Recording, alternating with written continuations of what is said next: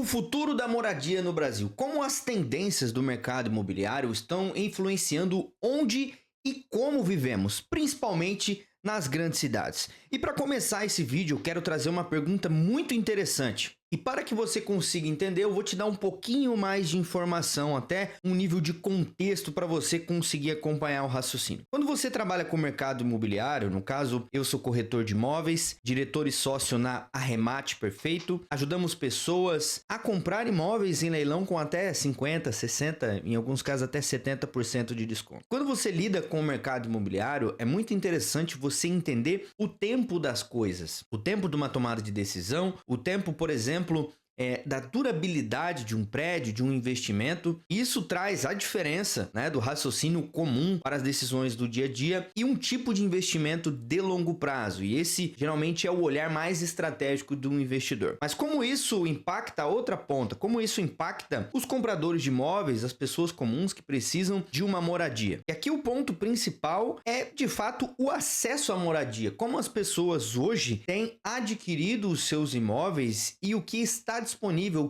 e o que está acessível para a maioria delas. Alguns dados e pesquisas mostram que mais de 75% da população brasileira só consegue comprar um novo imóvel por meio de algum programa e algum incentivo do governo, principalmente o Minha Casa Minha Vida. E do outro lado, isso traz perguntas, isso traz alguns indicadores de que está cada vez mais difícil comprar um imóvel e que também a nossa moeda está deteriorada. Aqui nesse canal temos alguns vídeos falando sobre inflação. Basicamente, esse resultado, esse efeito onde as pessoas têm uma menor capacidade de comprar imóveis é um impacto e um exemplo muito claro da inflação no poder aquisitivo das famílias. Isso faz com que as construtoras, os investidores, as incorporadoras do mercado imobiliário, elas adequem o seu produto, né, os próximos empreendimentos que elas vão construir à realidade do mercado. E aqui a gente se depara com um ponto. Quando você olha para o mercado imobiliário hoje, você percebe que a distância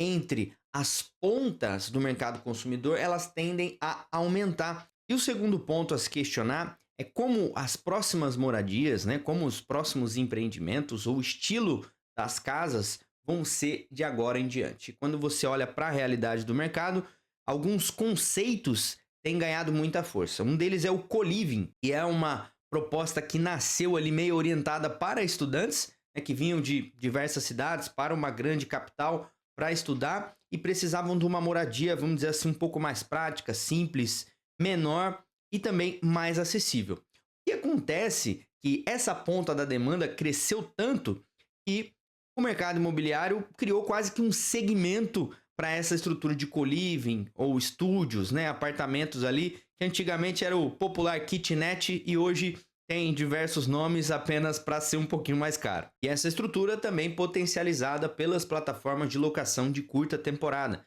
que facilita o acesso, que deixa mais simples você acessar um imóvel sem necessariamente precisar comprar ou até mesmo alugar durante um período muito longo.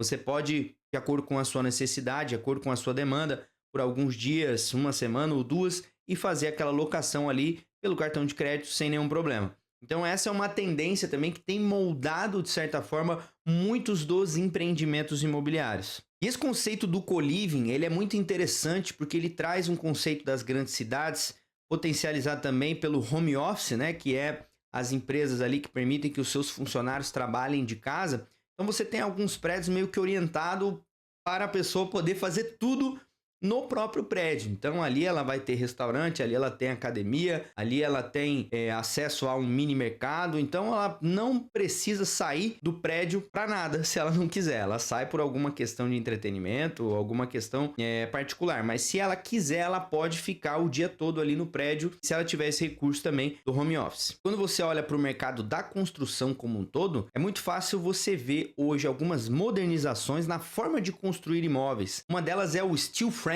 né, que do inglês seria estruturas metálicas, né, estrutura de aço, onde substitui a alvenaria tradicional ou se adequa a estruturas de alvenaria tradicional e foca na questão modular, né, onde os prédios eles são quase que montados, né, ou encaixados de uma forma mais rápida, né? Isso faz com que a construção ela seja mais rápida, mais eficiente, mais barata em muitos casos, porque a mão de obra não precisa ser tão especializada quanto em estruturas de alvenaria, que foca muito naquela estrutura tradicional da engenharia civil para a construção.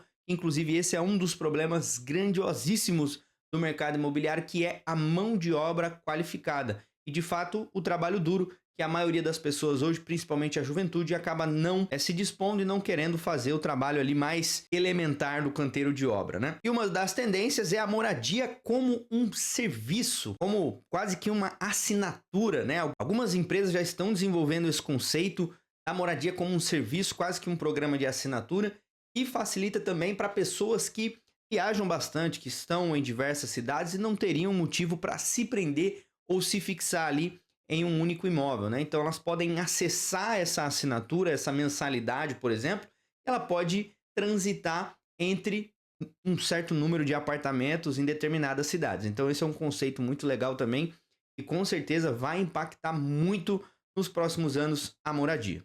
Eu trago uma pergunta para você. Como que você acha que daqui para frente vai ser a moradia nos próximos 20, 30, 40 ou até 75 anos? No mercado imobiliário, no conceito de avaliação imobiliária, você tem uma tabelinha de depreciação, né, onde o imóvel ele é depreciável até 75 anos. Então, esse seria o número máximo ali, vamos dizer assim, de recomendação para a idade de um imóvel, para você adquirir um imóvel, para que ele tenha um valor vendável ali interessante, né? E essa tabelinha ela vai aplicando descontos progressivos de acordo com a idade desse imóvel. Então, quando você toma uma decisão de mercado imobiliário, uma decisão de construção, você está pensando no mínimo ali em 50, 75, 100 anos.